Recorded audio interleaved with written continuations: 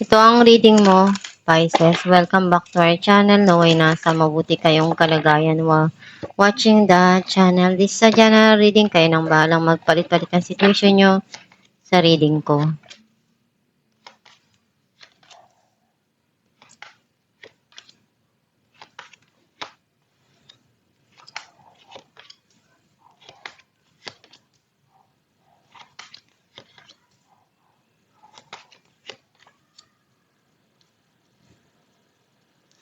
At the bottom of the deck, the Devil.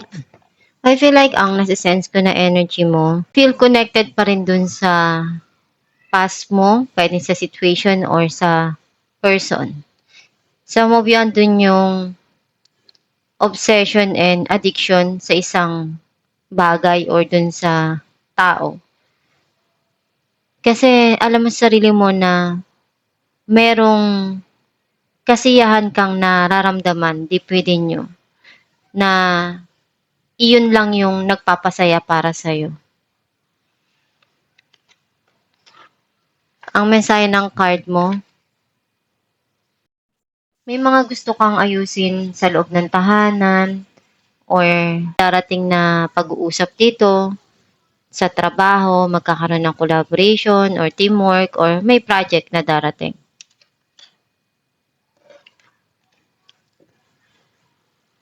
Meron ka ditong offer or regret sa buhay mo na nararamdaman mo deep within you. Or meron kang iniisip na kailangan pag-isipan ng mabuti na desisyon. May tao na nagbibigay sa'yo ng payo, advice na makakatulong doon sa sitwasyon or may tao na nagsusungit sa'yo.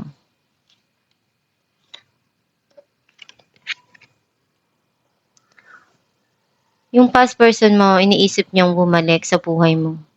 Some of you, gusto mong tulungan yung mga mahal mo sa buhay. Ibigay ko ano yung makakaya mo sa kanila na tulong.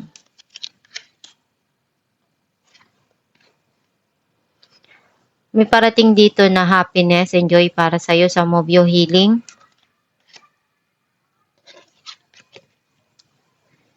Marami kang natutunan sa mga pinagdaanan mo sa buhay at isa yun sa talagang nagpatibay sa'yo.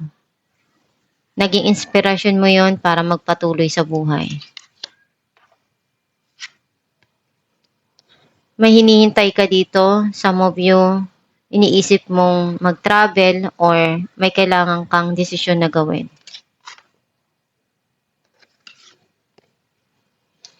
You are very emotional and sensitive na tao, mapagmahal, and gusto mo rin na maibigay din sa'yo yung pag-aalaga, yung pagmamahal na binibigay mo at pinaparamdam. Gusto mo rin ganun din yung maibigay sa'yo. Clarify natin ang Three of Pentacles.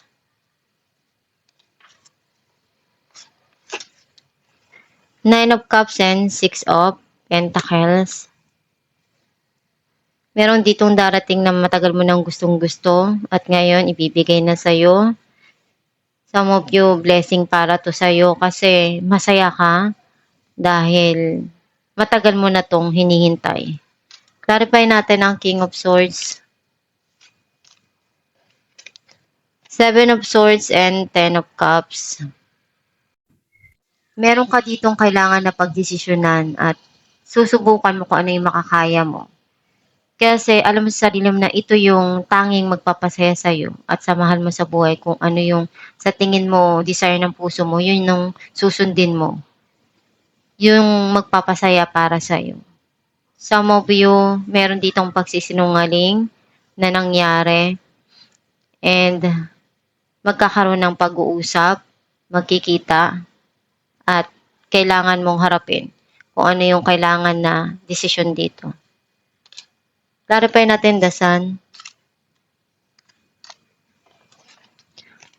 Four of Cups and Seven of Swords.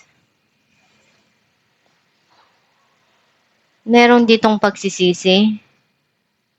Kasi gusto mo nang alisan yung mga sitwasyon na yon. Nalulungkot ka man do sa mga nangyari na yon, pero yun yung desisyon mo. iisipin mo pa rin kung ano yung magpapasaya para sa'yo. And unti-unti namang nagiging okay ka na dun sa mga nangyari na yon. Clarify natin ng 3 of Wands.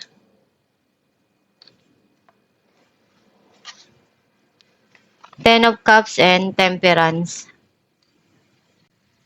Kailangan mong habaan yung pasensya mo, huwag magdesisyon basta-basta kung hindi ka pa talaga handa.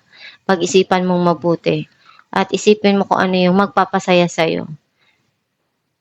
And nandiyan palagi yung pamilya mo, sinusuportahan kung ano yung gusto mo.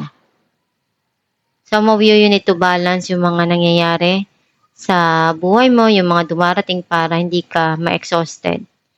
Pwedeng meron ditong situation na nasa malayo or long distance.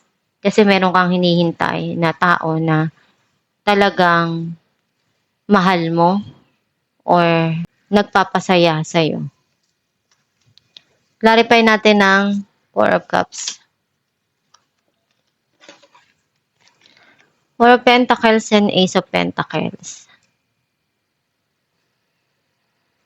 Gusto mo makapag-ipon. Gusto mong insecure yung future mo. And kung ano yung darating sa'yo, tatanggapin mo. Minamanifest mo na makareceive ng blessing. Especially sa financial. Clarify natin ng 6 of Cups. 4 of Wands and 2 of Wands. Yung past person mo, iniisip niyang bumalik eh. Pinaplano niya to na ayusin, makipagkita. Some of you, gusto mong maibigay para sa mahal mo sa buhay, yung magandang buhay, yung pinaplano mo para sa kinabukasan nila. Kasi para sa'yo yung pamilya, sila yung nagbibigay ng inspiration sa'yo para magpatuloy sa buhay. Clarify natin ng The Chariot. 9 of Pentacles and King of Pentacles. Ngayon, masaya ka dun sa mga na-achieve mo. Kontento ka dun sa mga nakukuha mo. Sa mga nangyayari sa buhay mo. Some of you may tao na darating na iniisip niya kung ano yung kailangan na gawin para maibigay sa'yo yung makakaya niya. Some of you, marami kang natutunan sa mga nangyari sa buhay mo. Ngayon alam mo na kung ano yung dapat gawin para sa financial mo. Gusto mo maibigay sa kanila yung masayang buhay, yung maging stable yung financial. And nakikita ko naman na unti-unting nag-grow, nakakaipon ka na at may mga na-achieve ka na goal na sa buhay. Clarify natin ang Queen of Cups. Some of you, maaring yung past person mo, iniisip niya na may mga bagay siyang gustong ibigay sa'yo or marami kayong pinagdaanan sa buhay sa nakaraan na naging aral para sa kanya yon. Ngayon nakikita niya kung ano yung deserve mo at nakikita niya na masaya ka sa kung ano yung meron ka ngayon. 8 of Pentacles and the Devil. Mas binibigyan mo ngayon ng attention yung pagtatrabaho mo. Kung paano mo pauunlarin, paano mo makukuha yung mga pangarap mo. And sobra yung pagtatrabaho mo dahil nandun na yung attention mo palagi na magtagumpay sa buhay, na mapalago yung financial mo, yung kinikita mo. And na-obsess ka na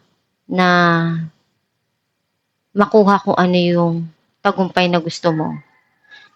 And isa yun sa talagang gustong-gusto mong mangyari sa buhay mo. And lahat naman ng paghihirap mo, bandang huli magpe-paid off. As long na alam mong tama yung ginagawa mo, ma-achieve at ma-achieve mo yung goal mo. Alamin natin kung anong mensahe ng iyong gabay.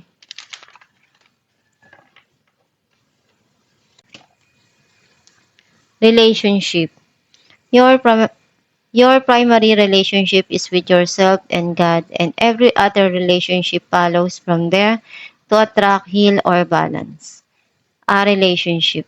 Then snuggle more closely with your loving creature as you feel safe and loved within. So shall your other relationships bloom and prosper. Ang mensahe ng iyong gabay na yung relasyon mo sa Diyos ang yung pinaka mahalaga sa lahat. Kasi kung maganda yung connection mo sa Diyos, maganda rin yung darating at ma-attract mo sa buhay.